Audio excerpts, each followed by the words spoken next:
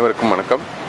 இன்றைக்கி திண்டுக்கல் மாவட்டத்தில் தமிழ்நாடு அரசு மற்றும் உலக வங்கியினோட ஒத்துழைப்போடு தமிழ்நாடு உரிமைகள் அப்படிங்கிற ஒரு மிகப்பெரிய திட்டம் மாற்றுத்திறனாளிகளுக்கான வாழ்க்கையையும் அவருடைய வாழ்வாதாரத்தையும் மேம்படுத்துவதற்காக ஒரு உன்னதமான திட்டம் தமிழக அரசால் இன்று திண்டுக்கல் மாவட்டத்தில் ஆரம்பிக்கப்பட்டுள்ளது.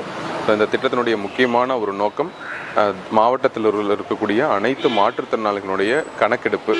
அது ஒவ்வொரு வீடாக சென்று அவருடைய கணக்கெடுப்பை நடத்தி நம்மளுடைய மாவட்டத்தில் 20 வட்டாரங்களில் சுமார் 200 முன்கள பணியாளர்கள் அவர்கள் ஒவ்வொரு வீடாக சென்று கணக்கெடுப்பை நடத்தி நம்முடைய மாவட்டத்தில் எவ்வளவு மாற்றுத்திறனாளிகள் இருக்கிறார்கள் என்பது குறித்த தகவல்கள் எல்லாம் அவர்கள் பெறுவார்கள்.